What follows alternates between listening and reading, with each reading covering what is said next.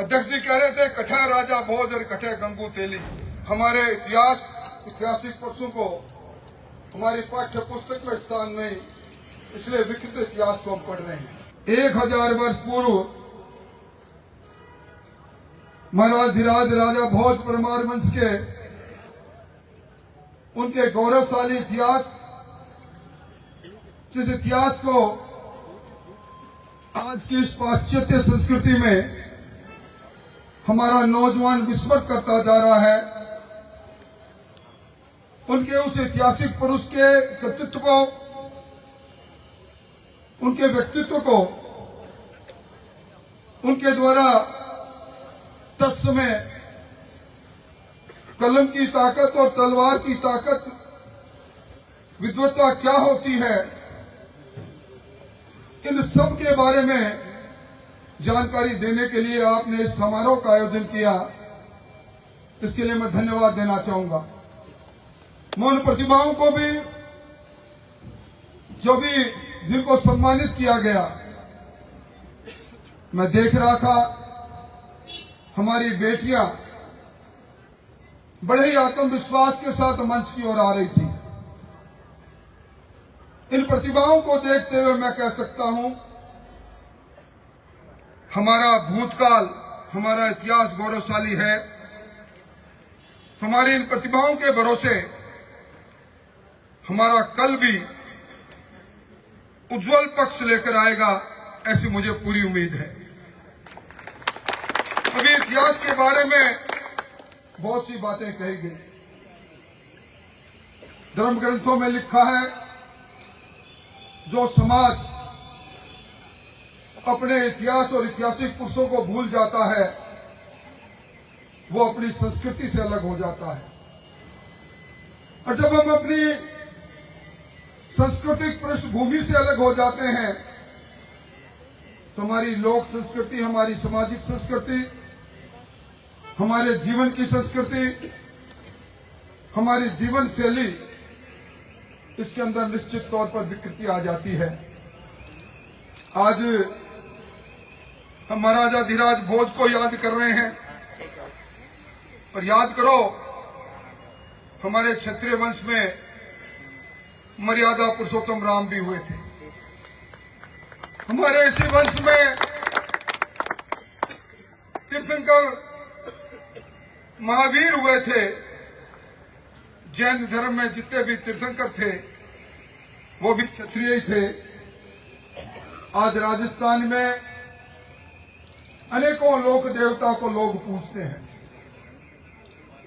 वो चाहे रामदेव जी हो, बाबू जी हो, गोगा जी हो, कल्ला जी हो, अडबू जी हो। ये भी किसी न किसी वक्त राजा भोज के समान इस धरती पर आए थे, पर इन्होंने जीवन जिया अपने मूल्य के लिए, अपनी संस्कृति के लिए, अपने धर्म के लिए। आज वो हमारे लोक देवता के रूप में हमारे बीच में है। अभी समता महाराज परमार वंश में विक्रमादित्य महाराज का जिक्र कर रहे थे। विक्रम संवत आज भी हमारी संस्कृति का आधार है। हम तिथि देखते हैं, हमें शुभ अवसर देखते हैं। परमार वंश के उन विक्रमादित्य का नाम भी आज है। पर जब राजा भर्तृहरि को भी याद करते हैं, आज शासन को त्याग कर प्रभु के चरणों में चले गए परमार वंश के राजा भर्तृहरि जी। और आज कितनी बड़ी नाथ संप्रदाय की वो परंपरा,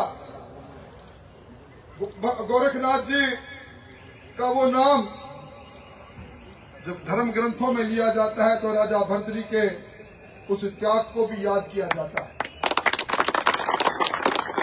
कहते हैं जब 1857 की क्रांति हुई, जंगे आजादी के अंदर 80 साल के कुंवर सिंह परमार ब्रिटानिया हुकूमत को ललकार रहे थे।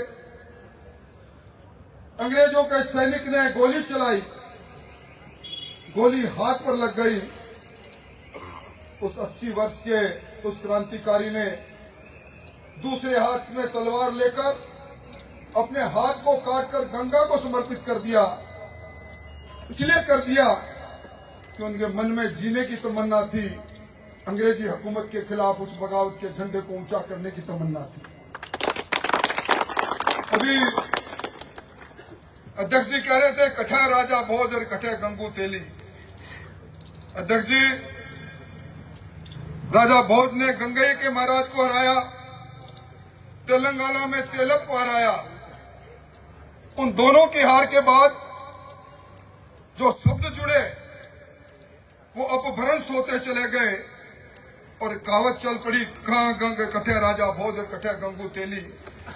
इस कहावत के साथ किसी तेली समाज के अपमान की बात नहीं, ये तो अपभ्रंश होकर इतिहास के अंदर लोग जिस प्रकार अब मनोज सिंह जी चिंता कर रहे थे, हमारे ऐतिहासिक परसों को हमारी पाठ्य पुस्तक में स्थान नहीं, इसलिए विकृत इतिहास को हम पढ़ रहे हैं।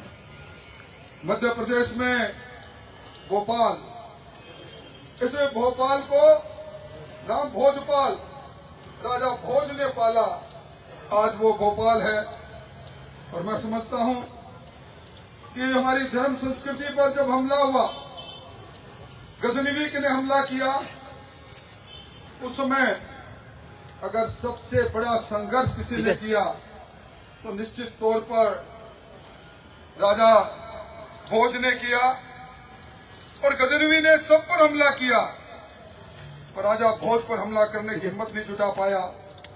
क्या ये बात आज के युग में, ये प्रसंग हमें ये याद नहीं दिला सकता कि हमें इस लोकतंत्र में सामाजिक तौर पर, आर्थिक तौर पर, राजनीतिक तौर पर अपने आप को इतना सक्षम बनाने की कोशिश करें कि कोई भी हमारे पर हमला बोले तो सोच समझकर बोले। इतिहास में यह भी लिखा है, जब जयपाल गजनवी से लड़ रहे थे, राजा भोज ने अपनी पूरी फौज भेजी। इसलिए भेजी कि उन्हें लगता था कि गजनवी को रोकना जरूरी है। क्या आज के लोकतंत्र में हम इतना त्याग कर सकते हैं अपने विचार के आधार पर? जो हमसे दूर खड़े हैं, जो हमारे साथ नहीं जुड़े हैं। अभी आने वाले समय में गांव की सरकार का चुनाव आएगा, ग्राम पंचायत, पंचायत समितियों का चुनाव आएगा। हम जीते तो हमें सबका साथ, सबका विश्वास लें। हम नहीं जीत सके तो राजा भोज के वो रणनीति, उन्होंने गजनवी को रोकने के लिए जिस प्रकार एक बड़े दूसरे राजा का साथ दिया, उस तरह हम क्यों नहीं कर सकते? आज ये हमारी आज की जयंती हमें कुछ संदेश देती है। इतिहास बदलता है, समय बदलता है, समय का चक्र बदलता है। एक वक्त वो था जब शासन लेने के लिए तलवार उठानी पड़ती थी, शासन के लिए घोड़े पर बैठकर, हाथी पर बैठकर लड़ाई लड़नी पड़ती थी। आज तो कलम उठानी है। आज लोकतंत्र में शासन के लिए सिर्फ एक मत की पेटी में बटन दबाना है। हम एक राय हो जाएं, हम समता मुल्क हो जाएं, हम सब लोगों को साथ लेने की कुव्वत अपने में पैदा करें। कभी सोचिए, मनोज सिंह जी अभी भैरव सिंह जी की बात कर रहे थे। 1952-1962 में जब भैरव सिंह जी राजस्थान की विधानसभा में गए, उस समय 160 की विधानसभा में, बाद में 180 हुई। हमारी संख्या 52 से लेकर 60 तक रहा करती थी। और आज जब लोकतंत्र परिपक्व हो गया, आजादी का अमृत महोत्सव मना रहे हैं। हम कहां खड़े हैं? क्यों मनमोहन सिंह जी जैसे नौजवान को कहना पड़े तो कोई ऐसे कंधे की जरूरत है, कोई ऐसी जगह की जरूरत है जहां जब कभी भी हम न्याय प्राप्त करने की आकांक्षा मन में रखें तो हम वहां पहुंच पाए। क्यों हमारे नौजवान आज घर की धरती को बेचकर सरकारी नौकरी के लिए, और सरकारी नौकरी नहीं मिली तो मैं टूरिस्ट गाइड बन जाऊं, मैं चौकीदार बन जाऊं, मैं टैक्सी का ड्राइवर बन जाऊं, टैक्सी के पीछे जिस गांव से मैं छोड़ आया हूं, धरती बेच आया हूं, उस ठिकाने का नाम लिख दूं। राजा भोज क्यों लड़े? गजनी के पीछे क्यों गए? क्योंकि उस समय गजनी हमारी धर्म संस्कृति के साथ साथ हमारी धरा पर कब्जा करना चाहता था। और आज इस जयंती पर हम क्यों नहीं विचार करें? हमारे पूर्वजों ने भी हमारे गांव में हमारी पैतृक भूमि को अपने पुरुषार्थ से अर्जित किया। हम संकल्प क्यों नहीं लें? मैं मेरे गांव में ना जमीन बेचूंगा ना बेचने दूंगा। आज इसकी बहुत जहां भी जाते हैं हमें एक दूसरे की आलोचना में लग जाते हैं, कमियां ढूंढने लग जाते हैं। गांव में चले जाओ, अभी किसी का नाम सरपंच में निकलेगा, दूसरा कोई आलोचना नहीं करेगा, आपका खुद का आदमी आलोचना शुरू कर देगा। ईर्ष्या का भाव क्यों? स्वर्गीय कल्याण सिंह जी कालवी कहा करते थे, जोगा न जग पूछे ना जोगा न गुण पूछे। क्या हम जोगा नहीं बन सकते? हम सरदार थे, सबके अगवा थे, हम एक जाति नहीं सर्व जाति को साथ लेकर चलने की कुवत रखते थे। आज राजा भोज को हम याद करते हैं। राजा भोज ने अपने जीवन में क्या सिर्फ क्षत्रियों की लड़ाई लड़ी? क्या उन्होंने धर्म संस्कृति की लड़ाई नहीं लड़ी?